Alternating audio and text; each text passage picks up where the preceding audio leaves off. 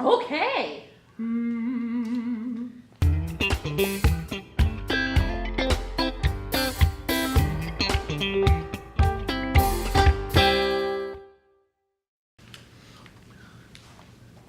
My name is Mike Helms. I became deaf at age 3 due to a fever. My name is Gina Helms. I was born deaf, which is from my family. I'm the 7th generation of my family to be deaf. So my daughter is the 8th generation. So really, my family's been deaf for many generations back.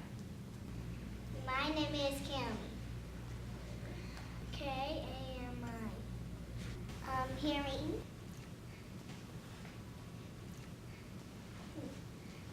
My name is Ava Helms, and I am 9.5. I'll soon be 10.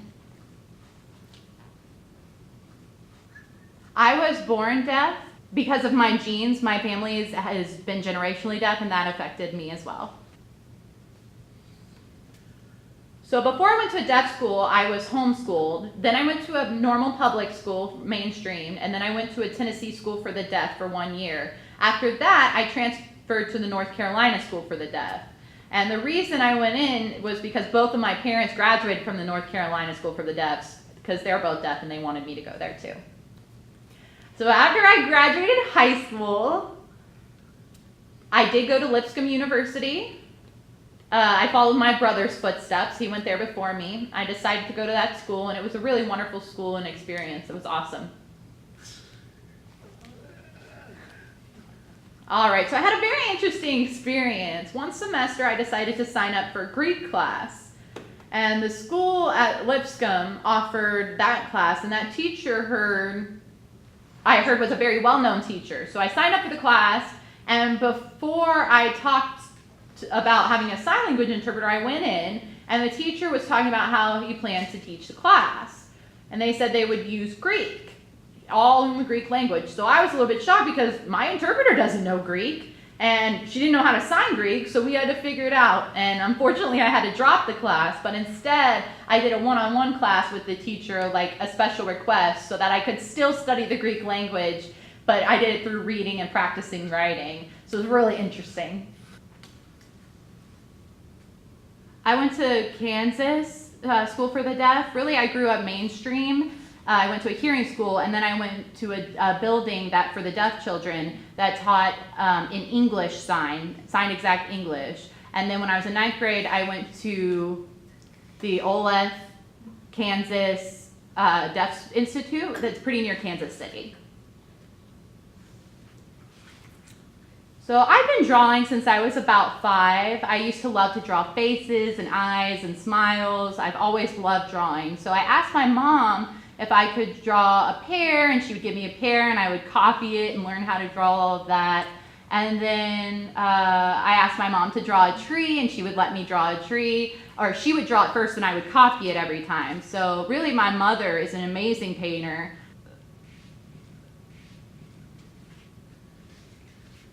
She's really skilled with landscapes, painting landscapes, so I would see her do things like that, and I was always very interested and would copy her drawings going up. Then when I went to college, I went to the Rochester Institute, RIT, in Rochester, New York, and so I took illustration when I was there, and that just kind of furthered my love for it. I like to draw. I really enjoy drawing. And I like to paint something. I love to do fun things all around in life.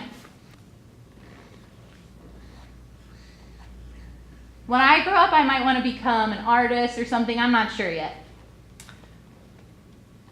I'll figure it out later. So before, when I was a little kid, there was no internet. No texting, but I remember I had a really awesome childhood because I would play outside, we'd play in the woods, and today, during your time, it's really different. I see people have their phones and internet, but one advantage is communication. At my time, we didn't have a lot of options for communication. Oh. Yes, but now at the same time, you're not alone, which is perfect because it's nice to have the internet sometimes so that we can do that and communicate with others. What did it feel like to be deaf back then? Really, I like the old times better than now. It's not the same. Back then, like Dad said, technology makes things less fun for us because we had to socialize with people. We weren't addicted to texting or games. We just were outside playing, when socializing with other people. We didn't get in trouble. There was no stress. But today, technology has caused more trouble. You know, people have to check their stuff. It's very demanding. But back then, we didn't have that. Ava said, I wish I could live in the past and see that. But your life now is great. You have more technology, more access. In the future, it'll be even better. Oh, Ava's experience with being deaf is very different from my parents' experience growing up deaf. It's very hard to compare them because it's so different. Now, I see some old videos that have my parents signing. It's like the 9mm film videos. I was lucky enough to get to see those, and it's very different. Before they used formal sign language, they signed signed exact English or SEE, and so their choice of words was very different than today. In the past, deaf people did not play with words really. We didn't play with the language. It was just direct, straight signing, question, answer, that's it. Today, I've noticed that Ava and other deaf children, they sign whatever they feel. They express themselves naturally. There's no limit. They can be creative. They can do art. They can express themselves exactly how their mind processes things. So, and it ranges from signed ASL to signed English, so it's very different. I love sign language, and I really enjoy communicating with other people with sign language. I think that's really fun. I like being deaf because I get to use my hands to communicate and express myself. I get to use my facial expressions, and I get to be really creative with my stories, and I can make beautiful shapes and stories with my hands as well. The question of what I like most about being deaf always makes me think a lot because every year my decision about that changes. If I were to look back compared to now and pick the top thing that I think is the best about being deaf, honestly, it's the communication. I have open expression. When I watch people talk, I understand that they use tone, but their expression doesn't seem to be enough. They should express themselves more. When you see someone signing, you see their body language and all of the valid information coming out visually, and so you feel a stronger connection. So it's a really strong connection that I have with deaf people in the visual language, and I think it's a very nice thing about not being able to hear, but being able to see. I have a funny story. Your grandfather, a long time ago, summertime, school would be closed back then, and your grandfather would go home, and I would have to tell your great-grandmother, his mother, to connect to your grandma so that he could ask her on a date to go out to eat. So their parents had to agree on the time, and when they could pick them up, they had no private communication because they had to go through their parents.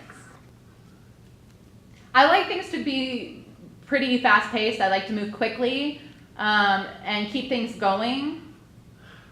For example, if I go to the store and say, I'm going to Tractor Supply Company, and I go in and I want to be in and out, I want to get my things, but no, I have to write everything down and kind of work with the customer service agent to get everything, and so it's not quicker, and I don't like to wait, and I don't like to wait for answers, so that's my one frustration with being deaf. I try to communicate with people who don't know sign language a lot on my own, and that can be a challenge, but I've learned to become patient. Some days my patience is a little thinner. I'm like, come on, give me what I want so I can go home. So when I was in the North Carolina School for the Deaf, we were playing football, and we went to Louisiana, and their deaf school there, and we were playing against their team. So before the game, we decided to go to McDonald's to eat. And around lunchtime, I was the first person in line, and I asked the worker for a pen and paper. I gestured pen and paper. And the woman was really nice and friendly, and she walked away, and she came back, and instead of bringing a paper and pen, she handed me a Braille menu. And that was just the best thing that I'd ever experienced. My whole team, they were laughing hysterically. Some of them were on the floor laughing. And I felt bad for the woman because she honestly didn't know. But then after all of that, we were friends with that lady after that experience. A few times I have felt frustrated with being deaf because hearing people will try to talk to me and I have to keep saying, I'm deaf, I'm deaf, I'm deaf. And a lot of times that can be a problem, but then when they get used to me, they're able to communicate better. So once they know that I'm deaf and they remember that I'm deaf and I can't hear, things get better. But having people understand that I'm deaf and understand what that means has been a little frustrating. One thing is when a hearing person comes up to me and speaks and I let them know I can't hear, and then they still keep talking, that really bothers me. I've let them know that I can't hear them, but they still keep trying to talk in the same way, and that's annoying. For example, I was riding a bus maybe in 1996 with my brother, and it was a really long trip, and this old woman was standing there looking at me and talking, and I pointed to my ears and shook my head, and she said, oh, and then later she came up close and started speaking closer to me, and I was like, I can't hear you. And then she got even closer to me and was up like in my face and was talking, and I could feel her breath on my face, and again, I couldn't hear, so that was really embarrassing and annoying. So I hope that people will understand if someone points to the ears and they say they can't hear you, there's no bother in talking more because it's not going to be successful.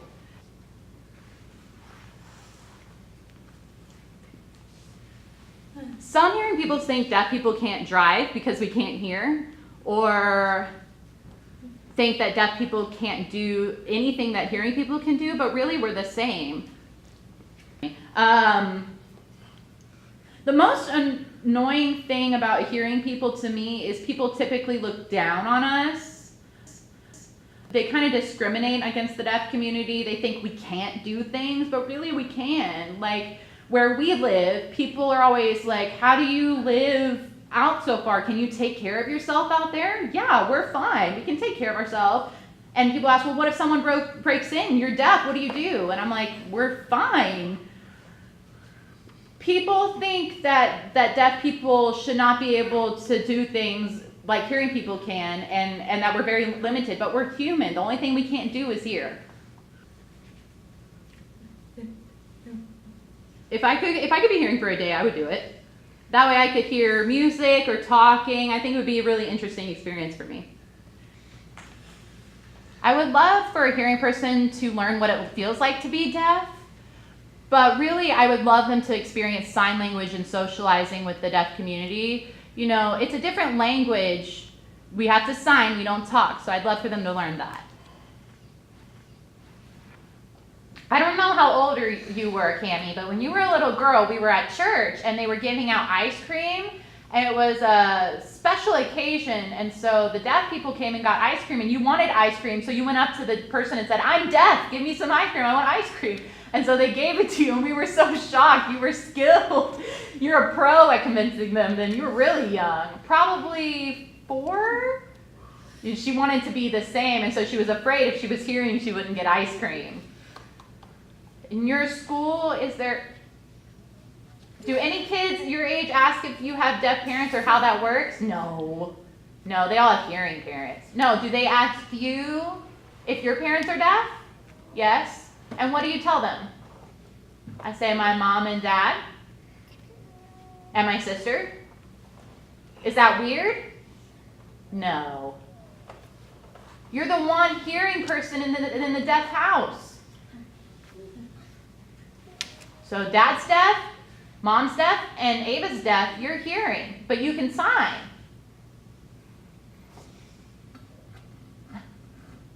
I forgot. Oh, so you forget that you live in a deaf house. I understand. I don't think that you're hearing all the time or think that Ava's deaf. I don't think about that. I like to tell the world that being deaf and signing is really fun, and you don't have to hear everything in the community. A lot of people live without that. You know, if you do have hearing loss, you don't have to be afraid. Without hearing, you can go to sleep easier and things like that. What I want to tell the world is to just be happy with your life. If possible, at any rate, learn different languages. That way you can communicate with more people and exchange information. That includes people who don't speak English. That includes people who rely on sign language. Just be open-minded and welcome different cultures and languages into your life. And that way you get to experience a lot of different things. That should really be something you take into your world. I want to give you a glimpse into mine, and I want you to give me a glimpse into yours.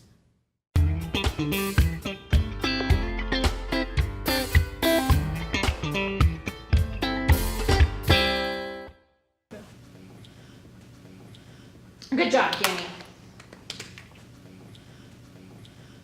And what's your favorite thing to do? You have to say, my favorite thing to do is.